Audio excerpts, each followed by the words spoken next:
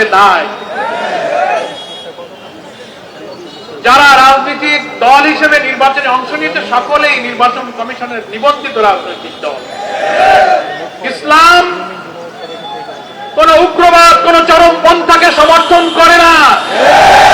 আপনি সাক্ষাৎকারে মিন করতে চেয়েছেন ইসলামী রাজনীতি যারা করে, নারীর ক্ষমতায়ন মর্যাদার ব্যাপারে আপনি তাদেরকে দোষী করতে চেয়েছেন যে তারা সে অধিকার চায় না। না, আপনারা নারীবাদী হওয়ার দাবি করে যা বলেন তার চেয়ে হাজারো লক্ষ গুণ নারীর মর্যাদা ইসলাম দিয়েছে। জামাত ইসলামী সহ ইসলামী দল, ব্যক্তিত্ব, স্কলার,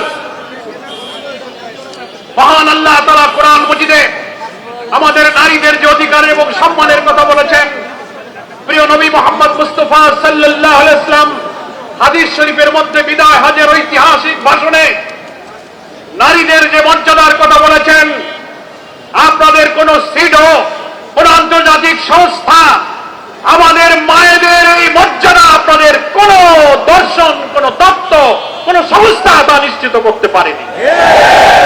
ফলে আপনারা বারবার কোন প্রসঙ্গ আসলে নারীর অধিকারের প্রশ্নে আপনি ইসলামপন্থীদের উপর চাপাবার চেষ্টা করেন। আপনার এই ভুল প্রচেষ্টা, এই অপরিণামদর্শী প্রচেষ্টা থেকে আপনাকে আমরা বিরত থাকতে অনুরোধ করছি। তো জাতীয় সংসদে বিরোধী দল তো একটা দল, আপনি নাম হয়তো জামাত ইসলামী বলেননি, কিন্তু অপোজিশন কারা? তারা জামাত ইসলাম। আমি আবারও আপনাকে ভিডিওটা দেখতে বলবো, অডিওটা। আপনি বলছেন তারা যদি বিরোধী দলে থাকেও তাদেরকে আমরা মেইন স্ট্রিমে আসতে দেই। অর্থাৎ আপনি মেইন স্ট্রিম বলতে পার্লামেন্টের নির্বাচনে মেজরিটি সিটে জিতে আসতে দেন নাই। That is called election engineering.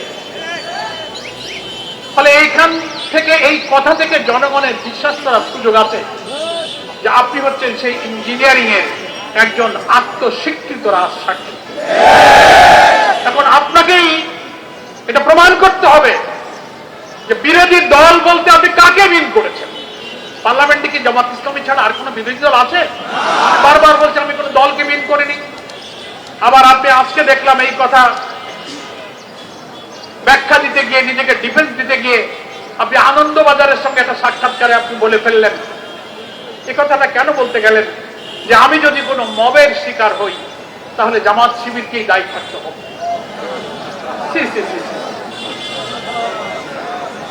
আপনি হয়তো কেন আপনি জামাত শিবিরকে দায়ী থাকতে হবে এই কথাটাকে আমি মনে করি একটা উস্কানিমূলক কথা।